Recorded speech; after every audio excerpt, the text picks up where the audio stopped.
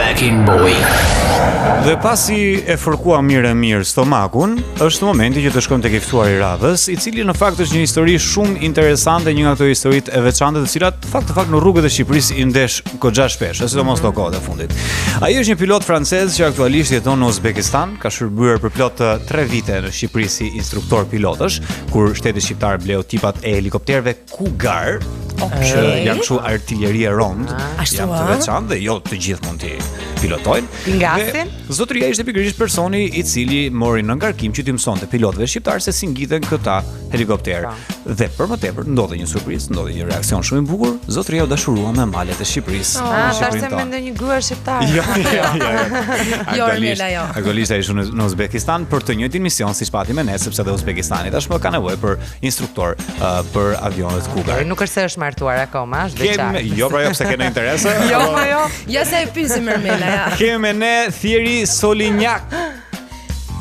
Bonjour. Bonjour. Ça va? Bonjour. Did we say the name correctly? How do we say the name correctly? Thierry Solignac, it's okay. Okay, then it's okay. Because for us, the French is kind of a funny language and is difficult. So please be patient. Po I thot kapiteni që për ne frëngjishtja është në fakt një gjuhë që na bën pak për të qeshur, nga që nuk kemi shumë informacion për të dhe po I kërkon ndjes nëse emrin ja themi gabim. So good morning Thierry, how is everything going? How is the day, because right now it's midday in Uzbekistan, right? Yes, it's midday. The sun is here today and I will fly by night today. So I will go to work a little bit later now. Okay. Well, that's a good reason, come on. Kapiteni po e pyet si është koha në fakt sepse kemi lidhje nga Uzbekistani dhe atje ora duhet të jetë diku në mesditë.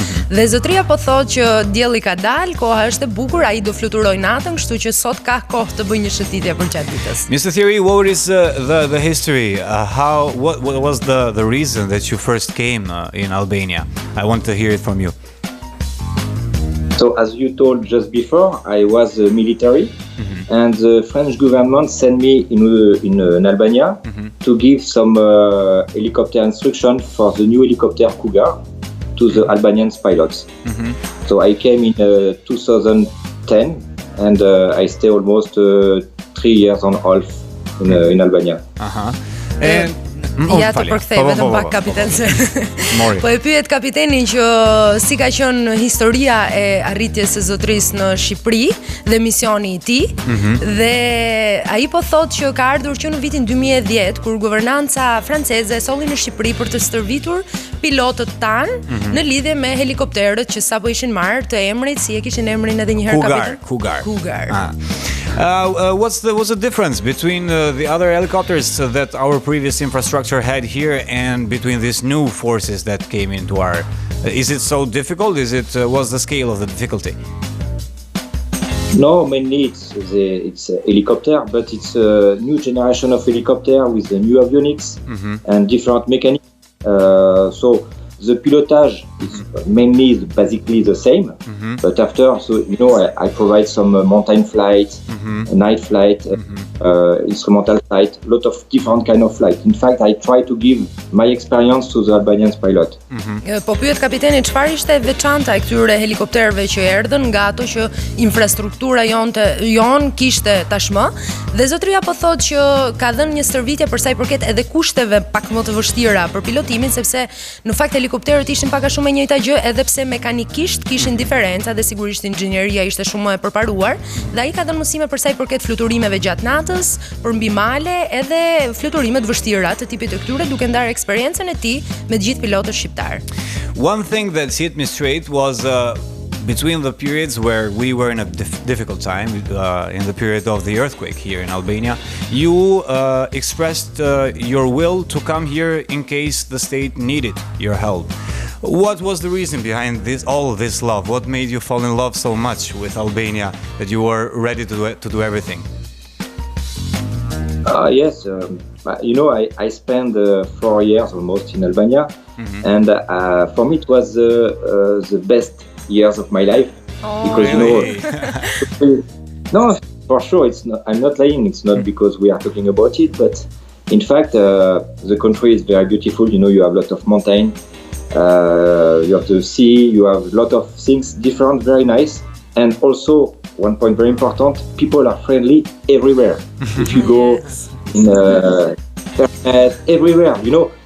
In fact, I took every time this example. When you go in a little village in the middle of nowhere, people are watching you like that, very seriously. When you start to speak foreigner, you have like a... They smile immediately. You know? Yes, and they want, you have 20% to help you. It's very amazing. Kapiteni po pyet, në fakt zotëria paska dalë vullnetar për gjatë kohës kur ne kishim probleme goxha të vështira për sa i përket tërmetit, dhe ai ka thënë që nëse shteti shqiptar do ketë nevojë për mua, unë jam i gatshëm që të vi dhe të ndihmoj, dhe ne po e pyesim se çfarë ka bërë të dashurohet kaq shumë me Shqipërinë.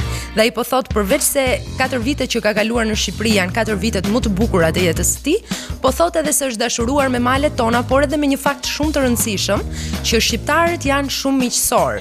Dhe po thotë edhe nëse shkon në një fshat shumë të vogël të Shqipërisë dhe njerëzit janë të vrentur nga dita, nga problemet dhe nga natyra, në momentin që ti u flet në gjuhë të huaj dhe ata e kuptojnë që ti je mik në Shqipëri, absolutisht buzëqeshja dhe mirëpritja nuk mungon.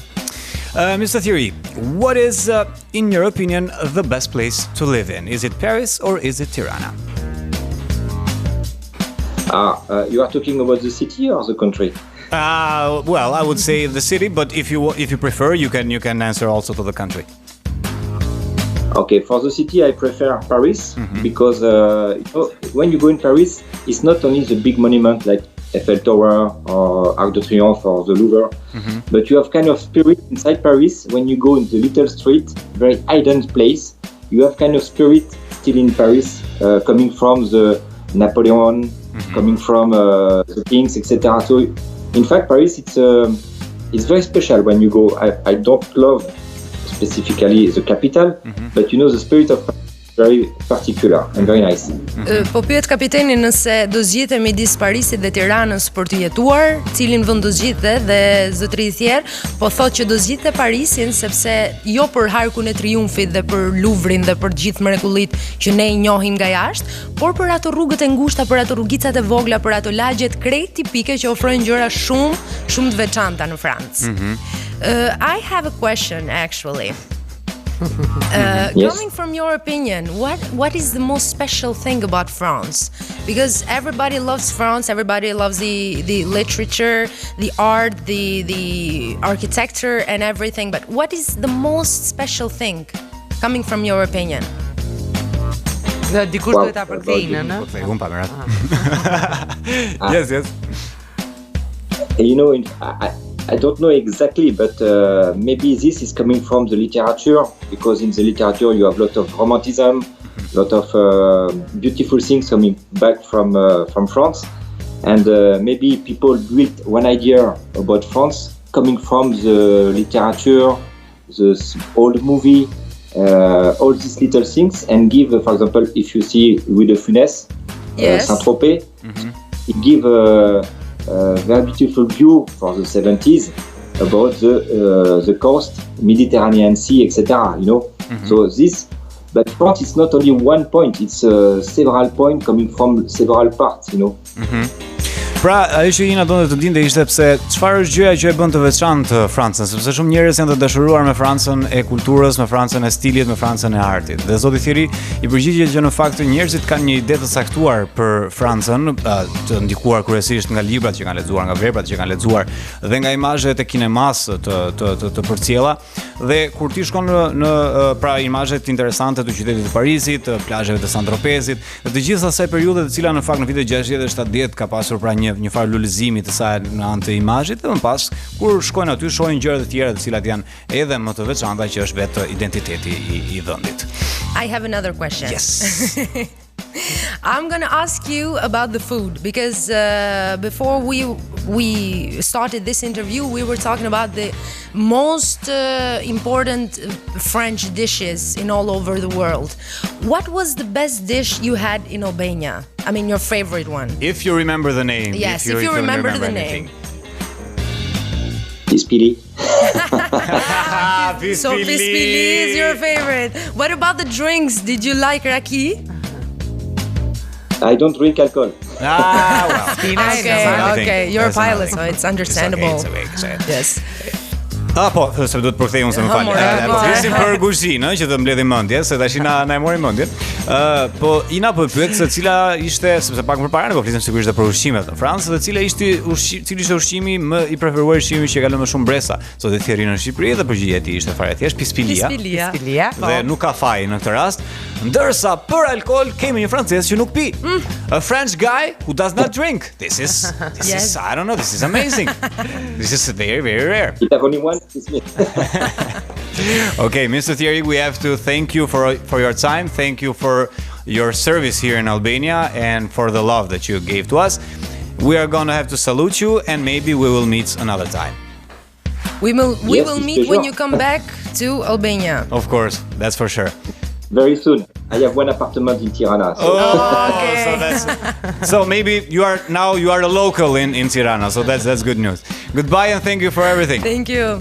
Bye. Thank you, have a good day. Thank you very much. Kështu pra zotëria pas ka dhe një apartament në Tiranë ti.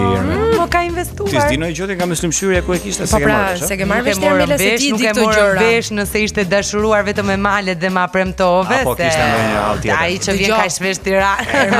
Një vajzë e bukur shqiptare. Do e pyesim ofertën tani direkt sa futet kohë.